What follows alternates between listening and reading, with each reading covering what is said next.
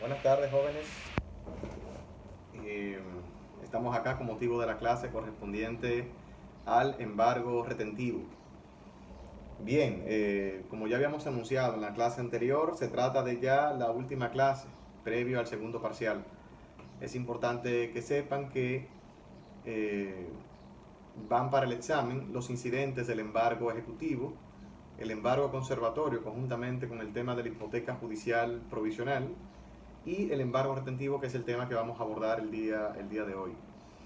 Es importante, pues bueno, aclarar que vayan leyendo estos temas, que no lo dejen para lo último, que puedan leer concomitantemente con estas reflexiones que hacemos por esta vía, porque es lo que le permite a ustedes comprender de manera adecuada y razonada este material.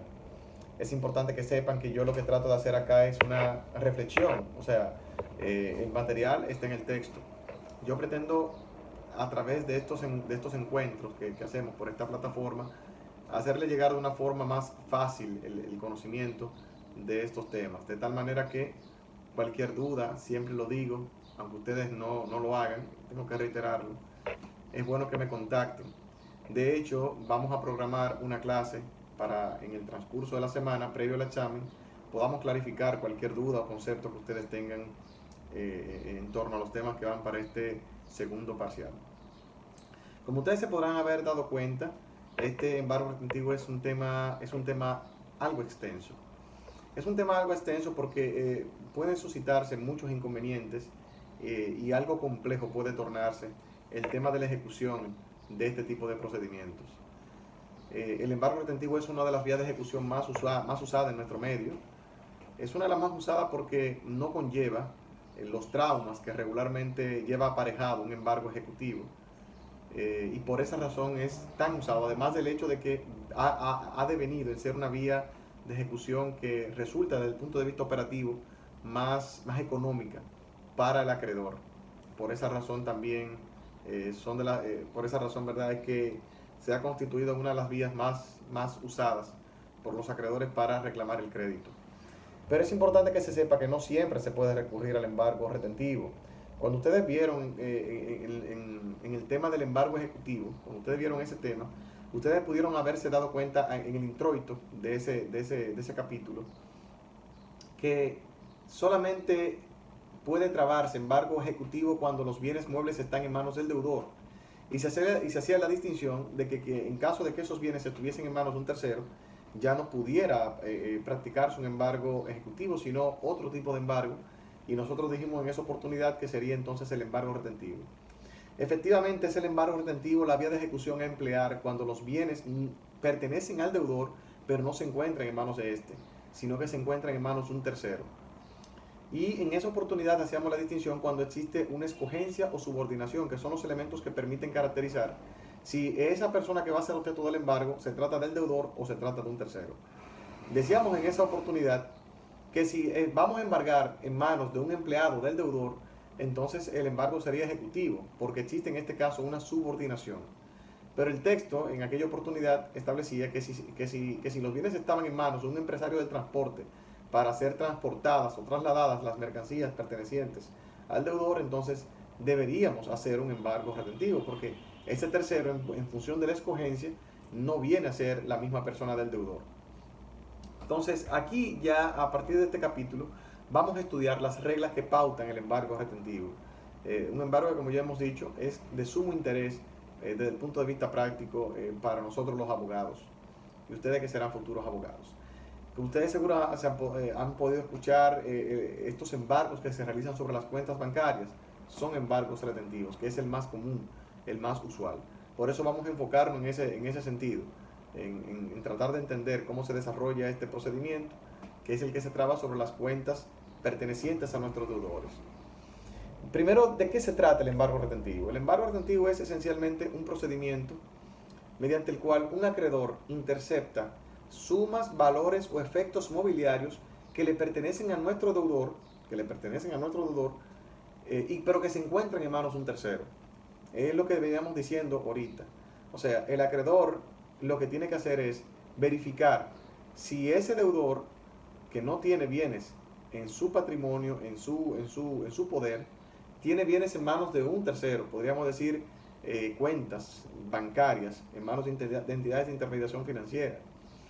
Y nosotros entonces afectar u oponernos a que esas cuentas, a que esos terceros, dígase bancos o entidades de intermediación financiera, primero traben una oposición, un candado le pongan esas cuentas e impidan que el titular de las mismas pueda retirar los valores que contienen esas cuentas. Y al mismo tiempo le pedimos a la justicia que esas sumas, valores o efectos no les sean entregados al deudor, que es el propietario titular de las mismas, sino que no sean desembolsados a nosotros como acreedor. Entonces de eso se trata el embargo retentivo. La rúbrica del artículo 557 del Código de Procedimiento Civil, que es el texto que prevé esta vía de ejecución, trata este procedimiento como oposición y por eso hace referencia de las oposiciones o embargos retentivos. El embargo retentivo es una oposición realmente, pero no todas las oposiciones son embargos retentivos, y de hecho el maestro Froilán hace la diferencia o la distinción entre oposiciones y embargo retentivo. Oposición, por ejemplo, es el recurso ordinario abierto en favor de una persona que ha hecho defecto, ¿verdad? Cuando se trata de una sentencia que ya es definitivo o ha alcanzado ya el segundo grado jurisdiccional, conforme lo prevé el artículo 149 del Código de Procedimiento Civil. Oposiciones son actos de naturaleza variada y diversas que se pueden realizar a fin de que un tercero no realice algo a nuestras espaldas o a espaldas de nuestro representado. Eso sería una oposición. Por ejemplo, la oposición que le notifica un tercero a un inquilino para que no le pague el propietario de una vivienda. Eso sería una oposición. Por eso decimos que la oposición es un concepto sumamente diverso y que ustedes lo van a ver en todo el desarrollo de su oficio como abogado. Aquí hacemos referencia a la oposición que traba un acreedor sobre un tercero, impidiéndole a este que desembolse sumas o valores pertenecientes al titular de esas cuentas. Decimos que es tercero porque en toda relación obligacional existe un acreedor y un deudor. Fuera de ese acreedor y de ese deudor, cualquier persona que directa o indirectamente se relacione con esa relación, valga la redundancia, entonces es un tercero. Si A, por ejemplo, es acreedor de B y el Banco Popular viene a ser un C, la persona C, entonces el Banco Popular, que es el C, viene a ser el tercero. Por eso es importante que se sepa jugar con esta terminología en este procedimiento. Por eso el maestro Froilán pone la ejemplificación del embargo retentivo entre A, B y C. A es acreedor de B y C detenta valores o bienes que le pertenecen a B. Entonces, el embargo retentivo de lo que se trata es que A le prohíbe a C que se libere en manos de B y le pide a la justicia que esos valores que detenta o posee C, que le pertenecen a B, no se le entreguen a B directamente, sino que se le entreguen automáticamente a A. Esa es la idea del embargo retentivo. Decíamos que es un procedimiento muy usado y de hecho hay procedimientos en derecho que guardan cierta semejanza, como es el caso de la acción oblicua, donde existe A, B y C. En la acción oblicua, por ejemplo, A le incoa una acción contra C, pero en representación de B. El problema de la acción oblicua, que está prevista en el artículo 1166 del Código Civil, es que A ejerce la acción contra C, pero en representación de B. O sea, A es acreedor de B y B es acreedor de C. Como B es un acreedor negligente, entonces A se subroga en los derechos y acciones que le corresponden a B para accionar contra C.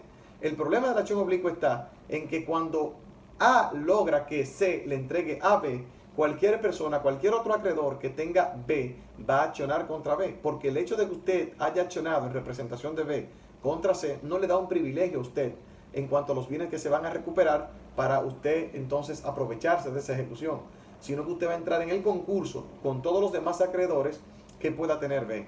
Por eso puede pasar que en el ejercicio de una acción oblicua usted enlace para que otro engarce, como se dice popularmente. Y además el hecho de que la acción oblicua no se puede utilizar con relación a aquellas acciones que son íntimamente pertenecientes al mismo titular del derecho. O sea, que estén ligadas exclusivamente a la persona. Esos son otros inconvenientes que tiene la acción oblicua, entre otros más. Por eso prácticamente en mi ejercicio profesional yo nunca he visto una acción oblicua. El embargo retentivo es la vía más idónea para reclamar derechos, fundamentalmente cuando se trata del recobro de créditos que no se encuentran en manos del deudor, sino en manos de un tercero. Fíjense, se ha abundado mucho en torno a la naturaleza jurídica del embargo retentivo. Hay algunos que plantean que es una vía de naturaleza conservatoria, hay otros que dicen que es ejecutoria. Bueno, la posición que ha predominado, ustedes lo pueden leer en el texto, es que es una vía de ejecución de naturaleza mixta. De naturaleza mixta porque empieza por ser una medida de carácter cautelar o conservatoria y luego se transforma en una medida de carácter ejecutoria.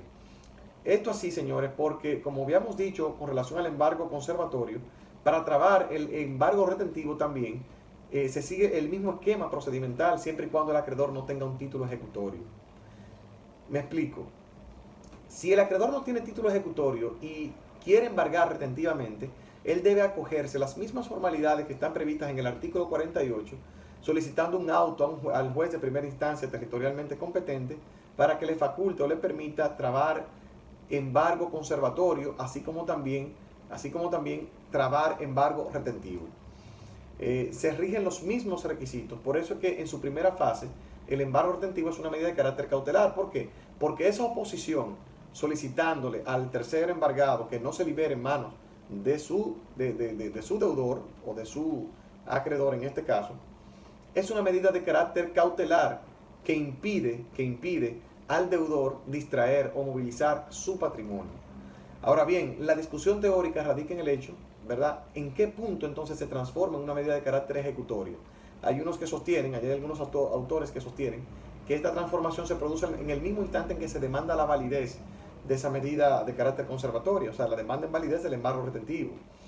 Hay otros que sostienen que esa conversión en ejecutoria se logra a partir de la sentencia que valide ese embargo retentivo. La posición mayoritaria, ¿verdad? La posición mayoritaria está con esta última teoría, en la teoría de que el embargo retentivo se convierte en una medida de carácter ejecutoria ya cuando interviene sentencia que declara la validez. Y me adhiero a esa posición también, porque el hecho de que se lance la demanda en validez, eso no modifica la situación entre las partes, la situación entre acreedor, deudor, ni nada por el estilo. Mientras tanto, los bienes están congelados en manos del tercero embargado. ¿Qué quiere decir esto? Que si el deudor si por ejemplo B va a retirar los valores que tiene en una cuenta de ahorro en manos del Banco Popular y las cuentas ya han sido embargadas, entonces el banco debe negarse a desembolsar o entregar dinero de esas cuentas que ya han sido embargadas. Entonces, es esta la naturaleza del embargo retentivo, que es una medida de carácter mixta y se convierte en ejecutoria a partir de la sentencia que valida ese embargo retentivo. Bien, el maestro Froilán describe o desglosa los trámites procedimentales que tienen que ver con este procedimiento. Y asimismo indica que ese embargo retentivo se inicia mediante un acto de alguacil que se denomina oposición, lanzado al tercer embargado. Y yo quisiera explicarlo de manera ¿verdad?, particular, cada fase de este procedimiento, para que así se pueda entender mejor. Antes de esto, quiero reiterar que en caso de que el acreedor no tenga título ejecutorio, ese embargo retentivo se puede trabar sobre cualquier instrumento, sobre la base de cualquier instrumento, ya sea acto bajo firma privada o hasta sin título, dice la ley. En caso de que el acreedor no tenga título, entonces el juez de primera instancia del domicilio del deudor o del lugar donde se encuentra domiciliado el tercer embargado puede acordar esa autorización para trabar este embargo retentivo, en las mismas condiciones que ya ustedes han visto con relación al embargo conservatorio general. Por eso es que decíamos que no es necesario que nosotros ahondemos sobre este punto, porque prácticamente las mismas disposiciones que están previstas en el artículo 48, que lo analizamos la semana anterior, son las que se aplican acá para solicitar un auto que autorice al acreedor a trabar embargo retentivo. Repito, esto es en caso de que el acreedor no esté provisto de ningún título auténtico ni bajo firma privada. Y es importante que se sepa que es un acto auténtico bajo firma privada, porque muchas veces uno cree que sabe, pero realmente no conoce o no sabe diferenciar con exactitud. Esa distinción está prevista en los artículos 1321 y siguientes del Código Civil Dominicano. Yo siempre he dicho que un acto bajo firma privada puede ser hasta una servilleta en la cual una persona se reconozca deudor de otra, en un papelito o en un debo y pagaré simple. Esos son actos bajo firma privada. Los actos auténticos son aquellos que son instrumentados in extenso por el notario y el notario da fe pública respecto del contenido o la información que se contrae en ese documento de forma auténtica. Por eso es que los mecanismos de prueba para atacar a uno y a otro varían. Por ejemplo, el mecanismo para desvirtuar la veracidad de un documento auténtico es la inscripción en falsedad, mientras que el mecanismo de prueba previsto para distorsionar o desvirtuar o deshacer los efectos probatorios de un acto bajo firma privada es la verificación de escritura. Esos son preceptos que están previstos en el Código Civil Dominicano. Pero en cualquier caso, si usted tiene un acto auténtico o un acto bajo firma privada, usted puede trabar el embargo retentivo sin ningún tipo de inconvenientes. Bien, pues saltándonos entonces esa parte de que en caso de que usted tenga, no tenga el título ejecutorio o un acto bajo firma privada, repito, usted debe remitirse a las disposiciones que están previstas en el artículo 48, caso en el cual el juez de primera instancia deberá suplirle a usted como acreedor un auto en virtud del cual usted podrá trabar ese embargo retentivo. Entonces ya vamos entonces a entrar en materia con relación a los trámites procedimentales que implica esta ejecución. Y decíamos que el primer acto que tiene que ver con el embargo retentivo es necesariamente ese acto que se denomina oposición. Y esa oposición o proceso verbal de embargo retentivo es notificado al tercero embargado. ¿Por qué notificado al tercero embargado? Porque lo que caracteriza este tipo de ejecución es esencialmente el efecto sorpresivo. El efecto sorpresivo, o sea, usted primero impide al tercero embargado liberarse en manos del deudor embargado. De manera que si usted le notifica al deudor embargado que le va a embargar las cuentas, entonces inmediatamente este deudor embargado se va a personar, o este deudor se va a personar hacia el tercero y va a retirar los valores, porque ya estaría en sobreaviso. Lo que caracteriza este embargo retentivo es esencialmente el efecto sorpresivo. ¿Cuáles formalidades debe contener este acto de alguacil? Debe contener la enunciación aparte de las enunciaciones básicas de todo acto de alguacil, deberá contener también las informaciones relativas al deudor, si se trata de una persona física o de una persona moral. Si se trata de una persona moral, deberá contener la razón social y su RNC, que es como quien dice el acta de nacimiento de esta entidad. Si se trata de una persona física, debe contener nombre completo y cédula, de manera tal que se pueda identificar inequívocamente este deudor embargado. Deberá indicarse las sumas embargadas, deberá indicarse los terceros o los traslados hacia los terceros donde usted presume que tiene valores o cuentas este deudor embargado. Si usted sabe cuál es el tercero donde tiene o quiénes son los terceros que detentan esos valores, evidentemente usted solamente tiene que apersonarse donde ese tercero. Si usted, por ejemplo, va a trabar embargo retentivo sobre las cuentas bancarias y no sabe en cuál banco tiene cuentas bancarias, entonces tendrá que hacer un embargo retentivo sobre la totalidad de los bancos del país, y entonces en uno de ellos tendrá cuenta bancaria. Pero un mecanismo muy frecuentemente usado es que si usted se da cuenta a nombre de qué entidad es que se giran los cheques, esa persona física o esa persona moral, usted ya de antemano sabe que ese es en esa entidad donde maneja al menos cuentas bancarias, y usted podrá notificar a ese solo banco y así entonces evitar pagar todos esos traslados, porque mientras más traslados usted realice en el acto de alguacil, más tendrá que gastar en ese trámite procesal. Bien, entonces también deberá, yo acostumbro, es una costumbre que yo tengo, ponerle el día, no solamente el día del acto, sino también la hora exacta en que se produjo esa notificación al tercer embargado, de tal manera que se le haga la advertencia a ese tercero embargado que si se libera a un peso, aunque sea, de esas cuentas embargadas, con posterioridad al hecho de que se haya trabado ese embargo, o al momento en que se haya trabado ese embargo, entonces ese tercero embargado se convertirá en deudor puro y simple de las causas del embargo. Se convertirá en deudor puro y simple de las causas del embargo. O sea, quiere decir que ese tercero embargado compromete su responsabilidad civil por el hecho de haber desembolsado esos valores con posterioridad al momento en que se traba el embargo retentivo.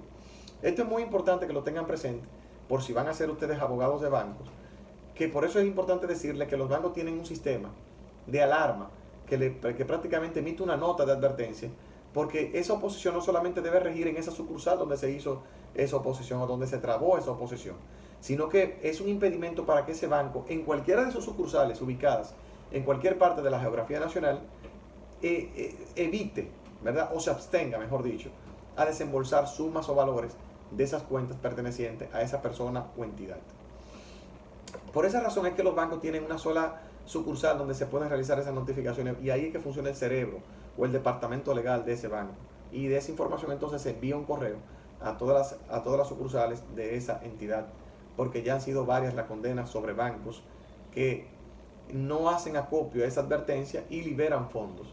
Así como también el hecho de que puede acontecer de que usted tenga un oficial de negocios que sea de suma confianza con ese deudor y inmediatamente se produzca el embargo, lo llame, venga a retirar tu dinero que te están embargando, y pasen unos 10 o 15 minutos después y se puede entonces retirar ese dinero y los bancos se hagan los que no saben.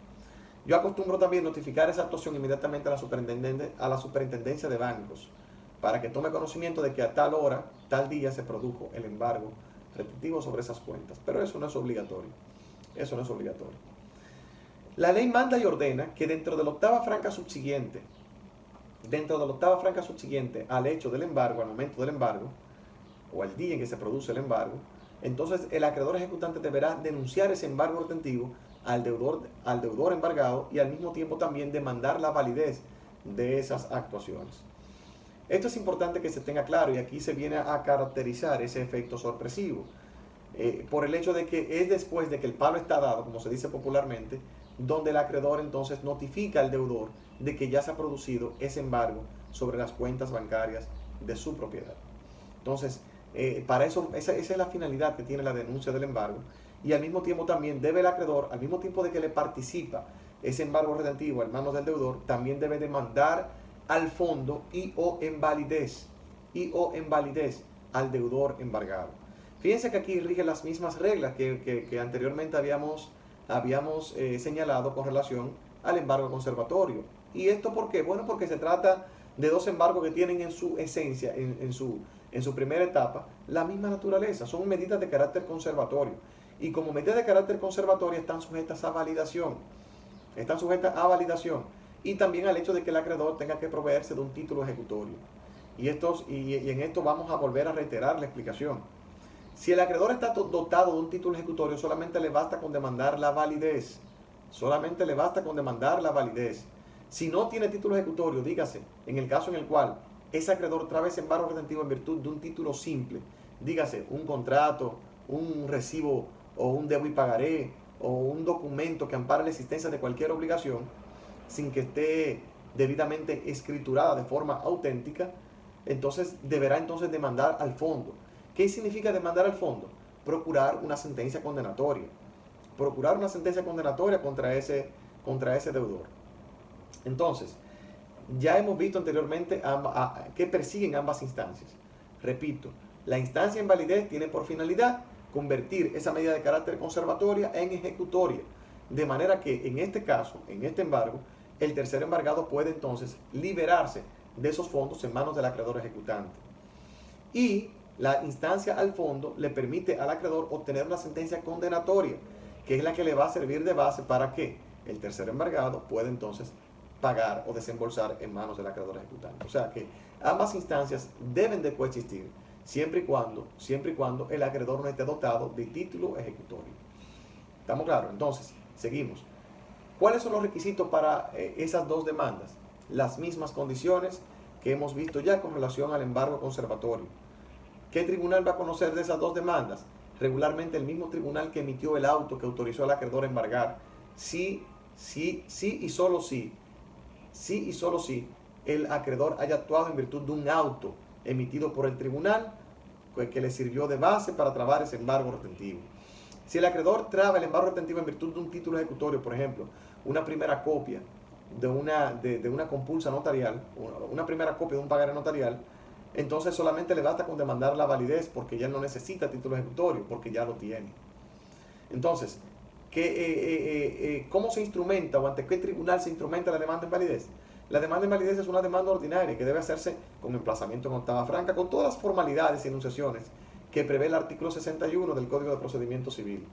Y la finalidad manifiesta es que se transforme el embargo de naturaleza conservatoria a ejecutorio.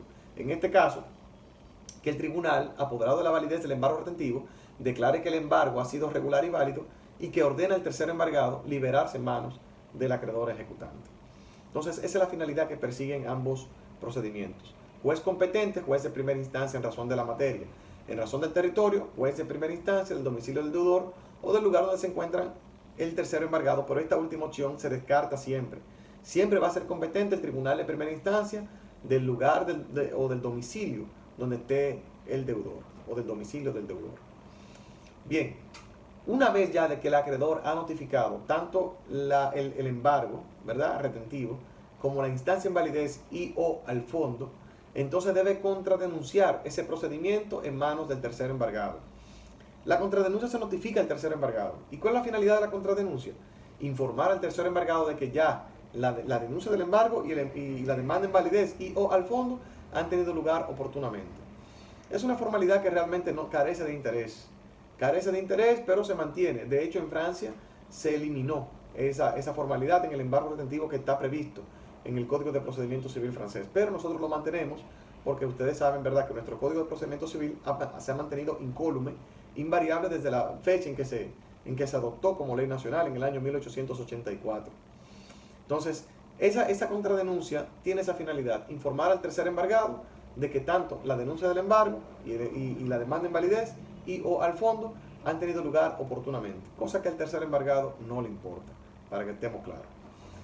Dentro de la octava franca subsiguiente, porque todas estas actuaciones se hacen dentro. Recuérdense bien que siempre digo dentro, y yo voy a hablar un poquito más sobre el particular más adelante. Dentro de la octava franca subsiguiente, entonces, el acreedor ejecutante deberá notificar también al tercer embargado una citación en declaración afirmativa.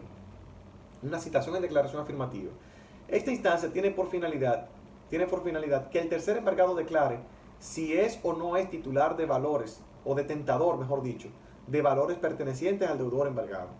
Vuelvo un poquito atrás.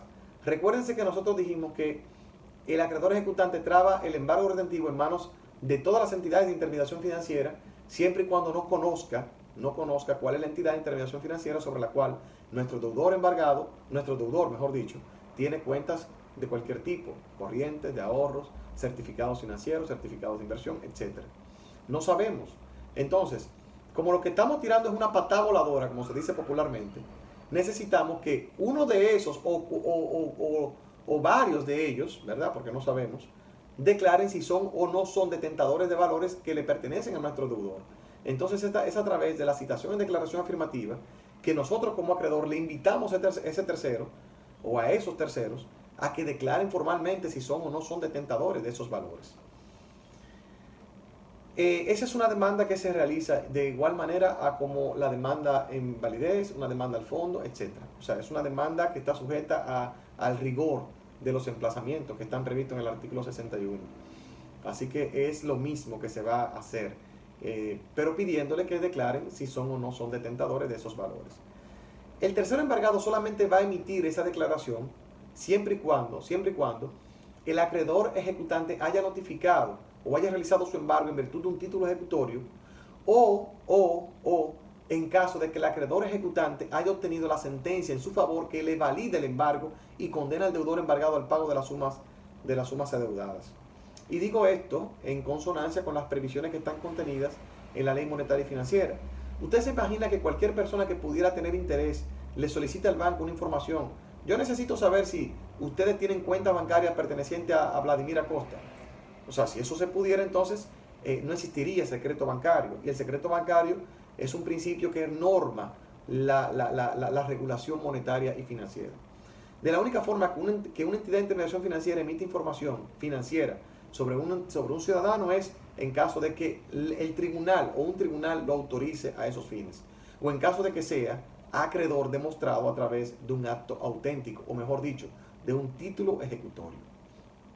Así que el tercer embargado, mientras tanto, lo que hace es, en esta fase, en caso de que el acreedor ejecutante no haya trabado su embargo retentivo en virtud de un título ejecutorio, lo que hace es notificar la correspondiente constitución de abogados y asumir un papel pasivo en el tribunal a la espera de que el tribunal sea, cuando esté apoderado de la demanda al fondo y la demanda en validez, que decida sobre la suerte del embargo. ¿Por qué? Porque la decisión que va a tomar el tercer embargado estará supeditada a la decisión que habrá de tomar el tribunal a propósito del conocimiento de ambas demandas. Eso es importante que lo sepan, siempre y cuando ustedes sean abogados de bancos, o sea, en caso de que sean abogados de bancos. Los bancos solamente van a emitir información en este sentido, siempre y cuando se den las condiciones que ya anteriormente hemos señalado. Si el acreedor ejecutante ha trabado el embargo en virtud de un título ejecutorio, entonces los bancos inmediatamente se le notifica esa citación de declaración afirmativa, emiten una comunicación notificada mediante acto de alguacil al acreedor ejecutante, una comunicación diciendo, sí, somos detentadores y tenemos en nuestro banco la suma de tanto, en cuenta corriente, de ahorro o lo que sea. O sí, somos detentadores de un certificado financiero por el monto de tanto. Eso lo dicen inmediatamente y así se evitan problemas los bancos. Ya el acreedor ejecutante sabe que cuando yo obtenga una sentencia definitiva e irrevocable sobre la validez del embargo, nada más tiene que notificársela al tercero embargado y el tercero embargado le va a decir, venga tal día a retirar su dinero. Porque los terceros embargados, que son los bancos, asumen un papel pasivo en este tema. Pasivo, ¿por qué? Porque a partir del momento que se produce el embargo, deben ponerle un bloqueo a esos valores hasta tanto sea la justicia que decida. La suerte de esos valores que detentan esos terceros embargados. Por eso es que este tipo de procedimiento es sumamente usado en el terreno práctico y son muchas las aristas que se dan en torno a este procedimiento. Yo decía más atrás que todas estas actuaciones, tanto las que comprenden este procedimiento, el acto de oposición, la denuncia del embargo y la demanda en validez, la contradenuncia y la citación en declaración afirmativa, deben producirse en un intervalo de entre los 8 días francos, entre acto y acto, entre actuación y actuación, entre trámite procesal y trámite procesal. Nosotros los abogados, y es lo que le iba a decir ahorita, acostumbramos a acumular todas esas actuaciones en un solo acto, de tal manera que no se nos vaya a pasar por H o por R un plazo para realizar una actuación procesal. O sea, en un solo acto acumulamos, si ustedes tienen algún abogado, amigo que le pueda suministrar un embargo retentivo, se van a poder dar cuenta de esto que le estoy diciendo. En un solo acto se acumulan todas esas actuaciones. Los alguaciles hacen esos trámites en un solo día. Lo que usted cree que se hace en un mes entre octava franca y octava franca, los alguaciles lo hacen en un solo día, empezando desde temprano, claro. Y peinan toda la parte céntrica de la ciudad, notificando a todos los bancos y después van al domicilio del deudor embargado, notificando el embargo y la demanda en validez. En esos bancos traban el embargo, a esos bancos hacen la contradenuncia con posterioridad y a esos bancos entonces notifican la citación en declaración afirmativa. Para que ustedes no entiendan o no crean que esto es algo que involucra mucho tiempo y muchos días. Esto se hace de manera fácil, siempre y cuando usted esté provisto de un alguacil que le realice esos trámites procesales. Bueno, este es el procedimiento regular en torno a esto y ya lo he avanzado. Una vez entonces que usted lanza la demanda en validez y o demanda al fondo, se fija audiencia y el tribunal conoce sobre la pertinencia de esas demandas.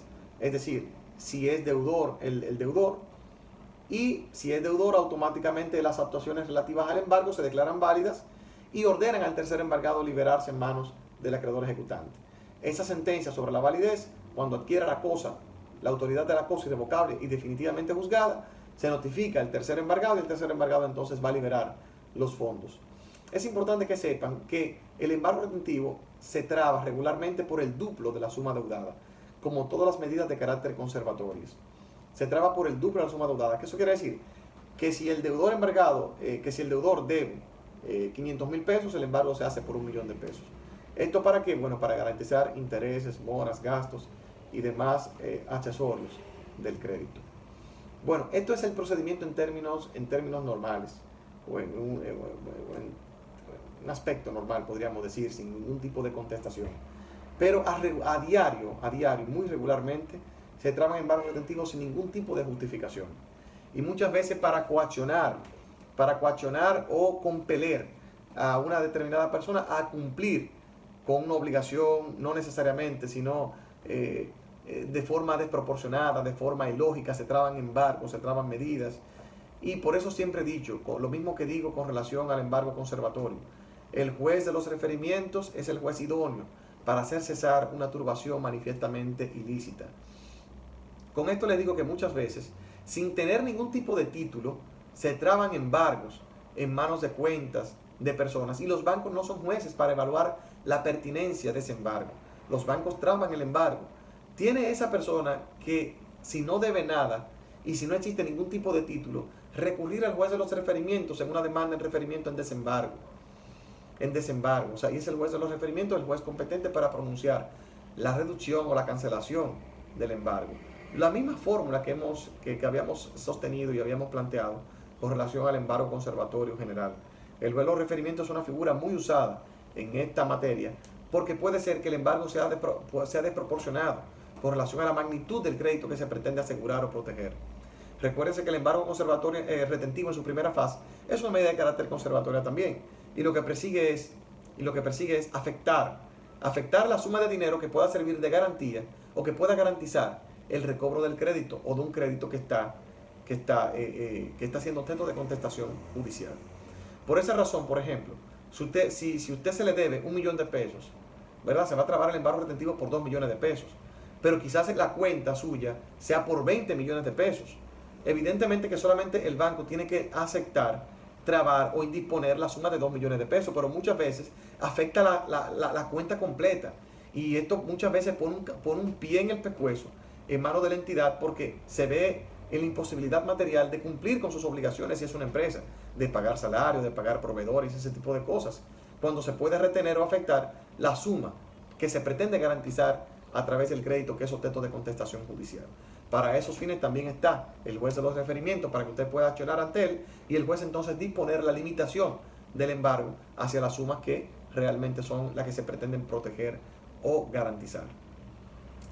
De igual manera también puede surgir en estos trámites del embargo retentivo, que se embarguen a personas que no son deudores, que sean terceros, que de alguna forma u otra tienen relación con el deudor. También puede pasar que el acreedor no tenga un monto exacto por el cual sea acreedor, valga la redundancia. Y por eso se dice que en cuanto a los requisitos para trabar este embargo, solamente se aplican de manera estricta dos, que es el de la certidumbre y el de la exigibilidad, porque la condición de liquidez puede ser suplida por el juez en caso de que usted solicite un auto para trabar este embargo. Esas son de las particularidades con relación al embargo retentivo que es importante tomar en cuenta. Bien, jóvenes, esto es a grosso modo, de manera resumida, ¿verdad? Porque el texto es sumamente amplio, el embargo retentivo. Como ya dije al principio de clases, vamos a hacer una videoconferencia en el transcurso de la semana. Nos pondremos de acuerdo el día y la hora en que la vamos a hacer para que así entonces podamos contestar las preguntas y respuestas en torno a las dudas que ustedes puedan tener sobre estos 3 temas que van para el segundo parcial y que nos vaya mejor en este segundo parcial. Esa es la idea. Así que nada, feliz resto del día y estamos en contacto. La última práctica será enviada el lunes y yo estimo que la videoconferencia la podemos realizar el miércoles a más tardar. Así que tengan feliz fin de semana y pásenla bien.